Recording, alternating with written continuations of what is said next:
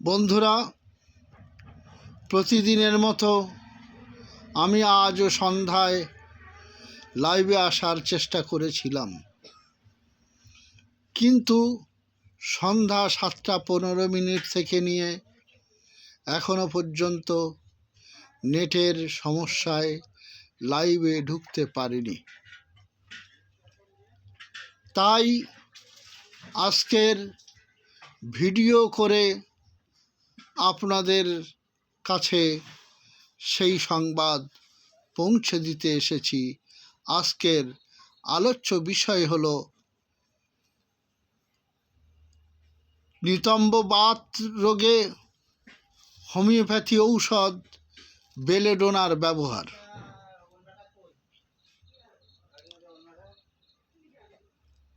আপনারা দেখছেন কে টিভি বাসন্তী।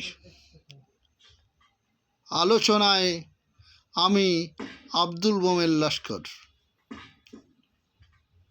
বেলেডোনা ব্যবহার হয়ে থাকে নিতম্ব বাত, কিন্তু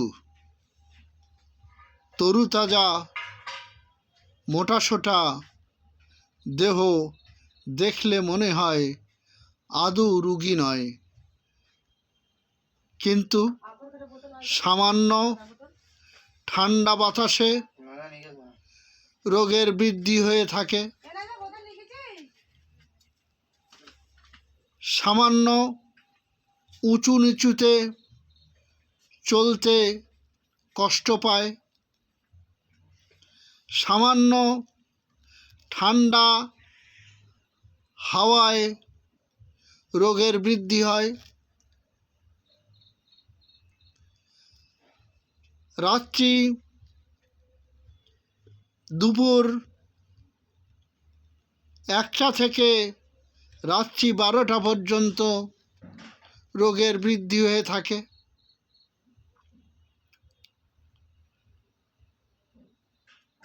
ঘুম ঘুম ভাব থাকে, সব সময় ঘুম ঘুম ভাব, কিন্তু ঘুমাতে পারে না।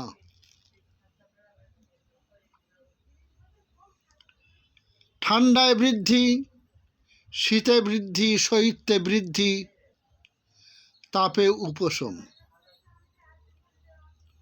বন্ধুরা, মনে রাখবেন যে আজকের যদি এই লক্ষণগুলি, এই বাতের লক্ষণগুলি নিয়ে কোনো রোগী ডায়াগনোসিস সেন্টারে যায়, তাহলে ডায়াগনোসিস সেন্টার কোনো দিন বলে দিতে পারবে না যে এখানে বেলেডোনার লাগবে।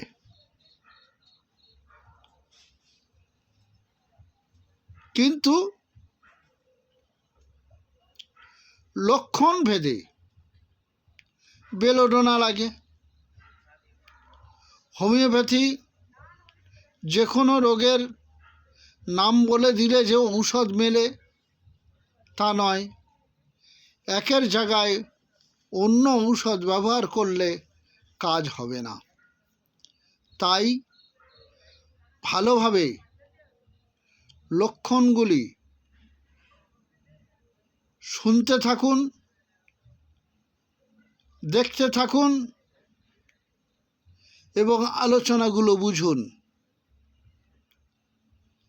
আমি আপনাদের সামনে নিয়ে আসি প্রতিদিন স্বাস্থ্য চেতনা বিষয়ক আলোচনা।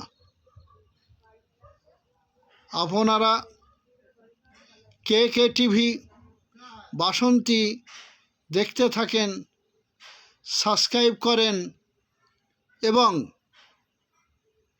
লাইক ও কমেন্ট করে আপনাদের অনুভূতিগুলি জানিয়ে দিন।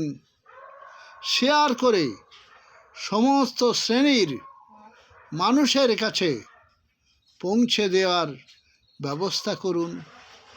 আমি যেমন মানুষের বন্ধু হতে চাচ্ছি, মানুষের কাছে স্বাস্থ্য চেতনা বিষয়ক আলোচনা পৌঁছে দিতে আপনারাও সকলের কাছে স্বাস্থ্য চেতনা বিষয়ক আলোচনাটি পৌঁছে দিয়ে মানুষের উপকার করতে পারেন, চেষ্টা করেন।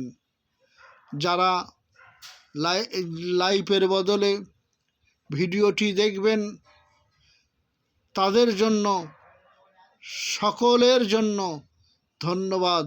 যারা মানুষের কাছে পৌঁছে দেবেন, সাবস্ক্রাইব করে দেবেন, আরও সকলের জন্য ধন্যবাদ। ভালো থাকুন, সুস্থ থাকুন। আজকের এ পর্যন্ত।